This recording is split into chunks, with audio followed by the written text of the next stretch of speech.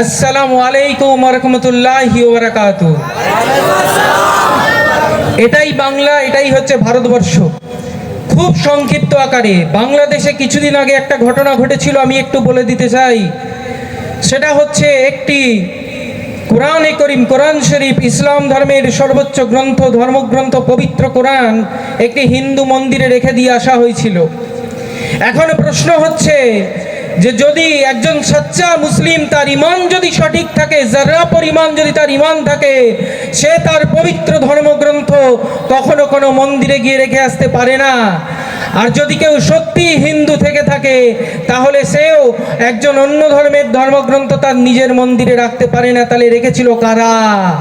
এই RSS, BJP, এই জাতীয় যারা, তারাই রেখেছিল। অর্থাৎ ধর্মে ধর্মে ভেদ বাড়িয়ে দেওয়ার জন্য রেখেছিল। এই জিনিসটা আমাদের মাথায় রাখতে হবে, এর প্ররোচনায় পা দেওয়া যাবে না। আজকে ওয়াকফ সম্পত্তি নিয়ে পড়েছে, আর জৈন মন্দির ভেঙেছে, কিন্তু এরা বোধহয় ইতিহাস ভুলে গেছে যে ভারতবর্ষ হচ্ছে একটা ধর্মনিরপেক্ষ দেশ। এই দেশে রাস্তায় যেমন রেড রোডে দুর্গাপুজোর প্যান্ডেল করে, যেমন প্যারেড করে বিসর্জন হয়, আবার এই রেড রোডে মুসল্লিরা কিন্তু নামাজ আদায় করে। এই বাংলার সম্প্রীতিকে ভাঙতে দেওয়া যাবে না।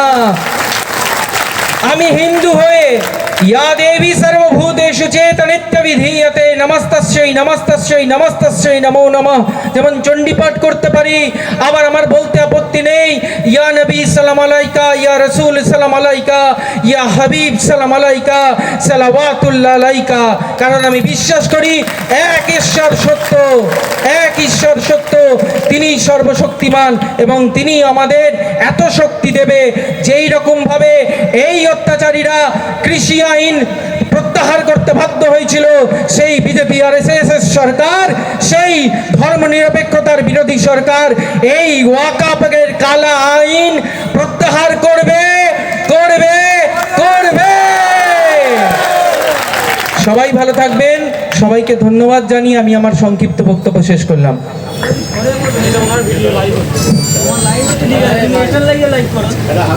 একটা আমার পীর আল্লামা সাহেব আমাকে একটা হাদিসের ছোট্ট কিস্সা আপনাদের শোনাতে বললেন, যে নবীজির যে শিক্ষা, নবীজির শিক্ষা সম্পর্কে একটা ছোট্ট কিস্সা। সেটা হচ্ছে যে একদিন রাস্তা দিয়ে যখন নবী করিম সাল্লাল্লাহু আলাইহি ওয়াসাল্লাম বিশ্বনবী, তিনি যখন নামাজ আদায় করতে যেতেন ওযু করে, তখন একজন বয়স্ক ভদ্রমহিলা, তিনি কি করতেন, রাস্তার ওপর ময়লা ফেলে রাখতেন বা কটূক্তি করতেন।